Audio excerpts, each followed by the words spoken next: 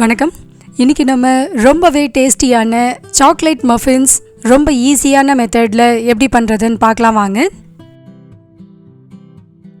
இதுக்கு ஒரு பவுலில் அரை கிளாஸ் ரீஃபைண்ட் ஆயில் எடுத்துக்கலாம், அரை கிளாஸ் பொடித்த சர்க்கரை, 1/4 ஸ்பூன் பேக்கிங் சோடா, அரை spoon baking powder, 1 spoon cocoa powder இதை சேர்த்து இப்போ இதை நல்லா கலந்து விட்டுக்கலாம். இந்த மெத்தடில் பண்ணும்போது பேக்கிங் சோடா பேக்கிங் பவுடர்லாம் நல்லா ஈவனாக கலந்துருக்கும். இப்போ இதில் 1 கிளாஸ் மைதா மாவு சேர்த்து நல்லா கலந்து விட்டுக்கலாம்.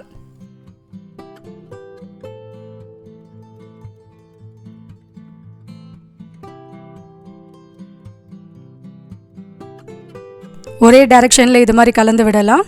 அடுத்து இதில் அரை கிளாஸ் காய்ச்சி ஆறின பால் சேர்த்துட்டு நல்லா கலந்து விட்டுக்கலாம்.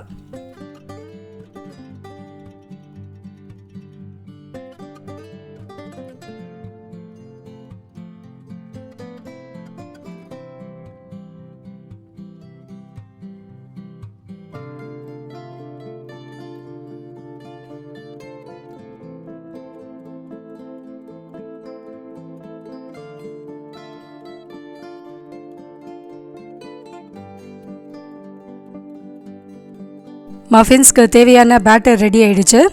இதில் இப்போ கொஞ்சமாக சாக்கோ சிப்ஸும் சேர்த்து கலந்து விட்டுக்கலாம். இந்த மஃபின்ஸோட பேட்டர் பார்த்திங்கன்னா இது மாதிரி நல்லா மடிப்பாக வந்ததுன்னா சரியான பதத்தில் இருக்குதுன்னு அர்த்தம். இப்போ நம்ம மஃபின்ஸ் மோல்டை எண்ணெய் தடவி நல்லா க்ரீஸ் பண்ணிக்கலாம். சின்ன சின்ன பட்டர் பேப்பரையும் இதில் வச்சுட்டு அதையும் நல்லா க்ரீஸ் பண்ணி விட்டுடலாம்.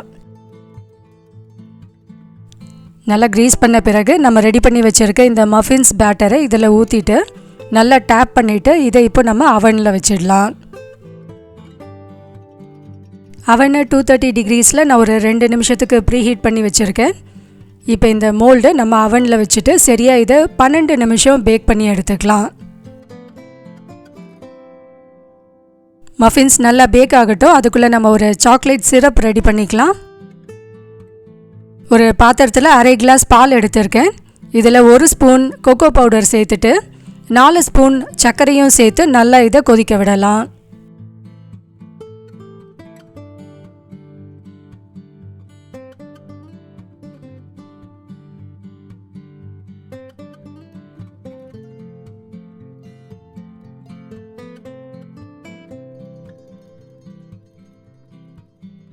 ஒரு ஸ்பூன் வெண்ணெயும் இது கூட சேர்த்துக்கலாம்.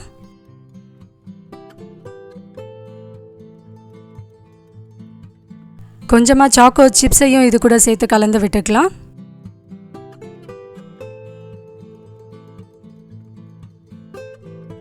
நம்ம சேர்த்துருக்க அந்த பால், சர்க்கரை, கொக்கோ பவுடர், சாக்கோ சிப்ஸ், வெண்ணெய் இது எல்லாம் ஒன்றா கலந்து நல்ல ஒரு திக்கான சாக்லேட் சிரப்பாக மாறிடும். கடைசியாக இதில் 1 ஸ்பூன் வெண்ணெய் சேர்த்துட்டு இப்போ இதை அடுப்பு ஆஃப் பண்ணிடலாம். கடைசியாக 1 ஸ்பூன் வெண்ணெய் சேர்க்கும்போது நல்ல ஒரு ஷைனிங்கான சாக்லேட் சிரப் நமக்கு கிடைக்கும். சரியாக 12 நிமிஷத்தில் மஃபின்ஸில் நல்லா வெந்துடுச்சு. இப்போ இதை நல்லா ஆற விட்டுடலாம். ஒரு 10 நிமிஷத்தில் நல்லா ஆறிடுச்சு. இப்போ இதை நம்ம ஒரு கத்தி வச்சு டீமோல்டு பண்ணிடலாம். ரொம்பவே சாஃப்டான டேஸ்டியான நம்மளோட சாக்லேட் மஃபின்ஸ் ரெடி ஆகிடுச்சு. இப்போ கடைசியாக இதில் நம்ம ரெடி பண்ணி வச்சுருக்க சாக்லேட் சிரப்பு போட்டு நல்லா இதை கார்னிஷ் பண்ணி விட்டுடலாம்.